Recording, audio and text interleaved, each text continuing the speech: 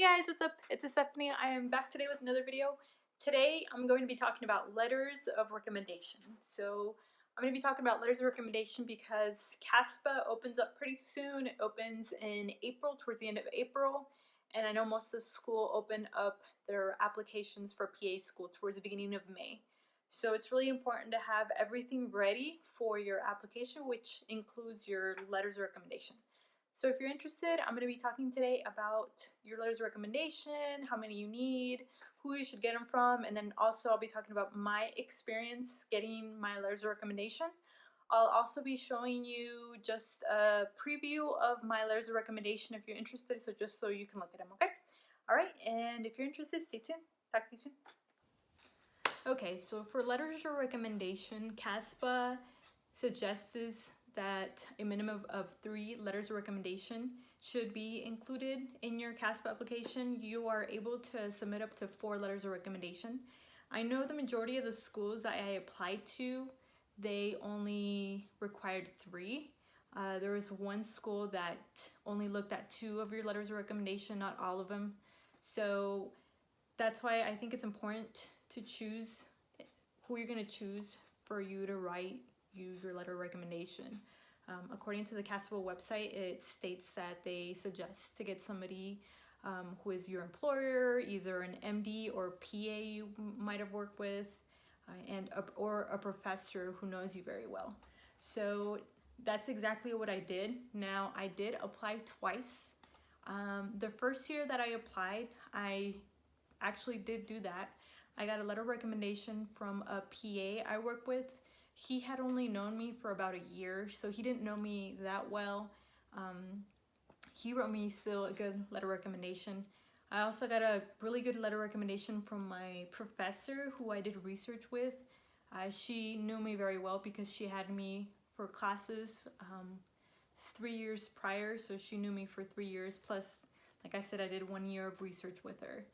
She wrote me one of my letter of recommendations. And then finally, the third individual who wrote me a letter of recommendation was my director of the hospital I worked at. Now, I think this was actually not a good move to do because this director was actually a new director who had just taken the position. So he had only known me for about a month. He only knew me from word of mouth from other individuals that worked with him and that spoke good of me. So he didn't really know me well. So I remember I was struggling to find individuals to write recommendation letters for me. So I approached him and I asked him and he said, yeah, I'll write you a recommendation letter. And it actually wasn't a really good one. He showed me a copy of what he had written. It was probably about 2 paragraphs. And basically all he asked me was, why do you want to become a PA? And that's all he wrote on there. So he didn't really know me that well. And I don't think it was a really good letter recommendation because it was only 2 paragraphs. So it's something that I strongly do not suggest. I was just scrambling towards the end trying to get someone to write me my 3rd letter recommendation. So that may have played a role of why I didn't get into PA school the first year, is that I had kind of weak letters of recommendation. So for PA school, I do recommend strong letters of recommendation. So get individuals who know you very well, whether it's a professor who's known you because you've done research with her the past years, or you've had her as an undergraduate teacher. So somebody who can speak well of you, who can see how you work academically. So this is why I chose my professor for my letter of recommendation, and she also sent me an email and showed me my letter recommendation and asked me to proofread it to make sure everything was good. And I'll actually show you a copy of it just so you can look at it. And it was fantastic. It was 2 pages almost, and she went into detail about all the research projects I did with her, how I was able to use my critical thinking skills for my research projects, how I was able to lead others in the research, etc., and how I was able to work with the community. And she also talked about me academically, about my undergraduate grades, how I scored A's in some of her classes, etc. So she wrote me a great letter of recommendation. actually on one of the interviews that I had, they asked me about the letter of recommendation, and I was able to elaborate more about the professor, my relationship with her, etc. So I was able to shine in that moment. That's why I really suggest you to find a professor or a teacher or instructor you have who knows you very well and can speak very highly of you. So like I said, once again, I'm going to show you a photo just so you can look at it of the letter of recommendation she wrote me. So she wrote me a fantastic letter of recommendation. So she wrote me the same one for the first year and the second year. The second year she just added a paragraph or so and changed some sentences, since I did do additional research projects with her just so it could reflect that. But regardless, it was still a great letter recommendation. Now, something different that I did the second year when it comes to letters of recommendation, I knew I needed better and stronger letters of recommendation, especially if I wanted to get in the second year, and I really wanted to get in the second year. So what I did is that I started shadowing the PA that wrote me the letter of recommendation more. I got to know him better, and he got to know me better. So the second time I requested him a letter recommendation, he was able to write me a stronger letter recommendation, and he was able to write more and then add more to my letter recommendation in comparison to the first time I asked for him for that. So that's why I recommend, whether it's an MD or a PA you work with or you shadow, is for them to get to know you well. He would ask me all the time, why do you want to become a PA? And in my letter recommendation, he wrote that why I wanted to become a PA. So once again, that was my second strong letter recommendation. Now for my third one, I decided to choose my manager. I had 2 jobs at the time. So I worked also for a clinic for an urgent care, and my manager, she knew me well. I had worked with her for about 2 years, and me and her, I would see her daily, and she knew how much I wanted to become a PA. She was really flexible with my schedule, so I could attend school and then also be able to do my research. So she could speak very well about me.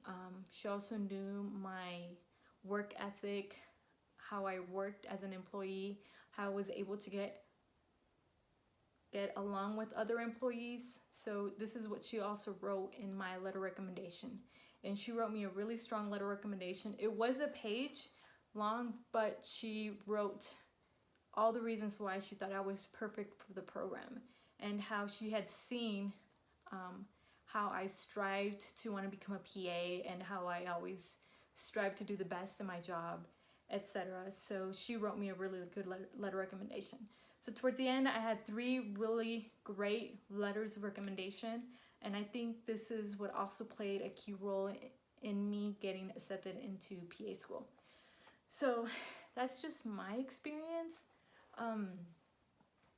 Overall, like I said, for the letters of recommendation, I chose 3 only. I didn't choose a 4th one because I didn't have a 4th individual. I could have chosen a doctor I work with, but she didn't know me that well, so I didn't ask to request her for a letter recommendation. Since the majority of schools only request a minimum of 3, and they do only look at the first 3, sometimes they won't even look at the 4th one. So that's another thing is I stress is to put them in order in which you want the schools to look at your letters of recommendation.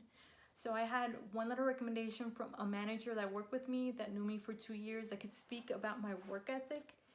My second one was from a professor that I did research with. She knew me for almost all my undergraduate years, and plus 2 years on top of that, she also knew me since I did research, and I worked really close with her. So she could speak about my academic, how I worked academically, how my critical thinking skills were, etc. And then finally, the third one was a PA I work with and I shadowed. He was able to talk about how I wanted to become a PA, why I wanted to become a PA, and how he was able to see that by working alongside with me and allowing me to shadow him. So I think this really helped me get into PA school. Once again, you don't have to get letters of recommendation from the same as I did. I know some students I talked to did get a letter of recommendation from a PA, an MD, and a professor. So it really depends on you. Just make sure that they're really strong letters of recommendation, because this is something that will allow you to get probably a foot further into being accepted in PA school. So I know one of the admission committees for UT Health Science Center, School of San Antonio, for the PA program stated that one thing that they do look at is letters of recommendation. So your application may be fantastic, but if you don't have those strong letters of recommendation, then they tend to overlook your application. So I can't stress enough is to get really good letters of recommendation. I know it may be hard to ask professors or staff you work with. I know it was really hard for me. I'm very, very shy. So I remember when I approached them, I asked them and they were very happy about writing it for me. So I also, I'd suggest for you to give them a deadline, because I know one of the individuals I asked a letter of recommendation kept forgetting. So I had to keep getting after them. Hey, you know, the application's coming, it's about to be, and I was just wondering, you know, about the letter of recommendation, if it's ready, and she'd be like, yeah, I'm so sorry, I apologize. So also ensure that you do have a sufficient amount of time when asking them for letters of recommendation. Of course, don't ask them in a week and expect them to write you a letter of recommendation in a week. I know my professor, I asked her 3 months in advance because I know she was really busy. She's one of the admissions coordinator for the biology department, so I know she had a lot of stuff on her plate. So that's why I ensured that I asked her 3 months prior to applying to PA school. So that is just my personal experience. If you watched my other videos, I finally was able to get into PA school after applying the second year. So I did a lot of things with my application. I added more things in my application, more research, more patient care experience hours, healthcare experience hours, and I got a new letter recommendation and also enhanced my previous letters of recommendation. So that is just my personal experience. If you have any questions or concerns for me, just comment below. If this video is too long or anything like that, just comment below and I'll fix it. If you have any questions and you don't want to post them in the comments, just make sure to email me and I'm more than happy to help you. Like I said, I'm making these videos to help individuals who want to become a PA. I myself, I didn't know what path to follow, what to do when applying to PA school. So I want to prevent other individuals from doing that. Now that I am accepted into PA school, I want to be able to give advice to other individuals that hope to apply to PA school and to get accepted into PA school. Well, thank you, and if you like this video, give it a thumbs up and subscribe, and I'll talk to you guys later.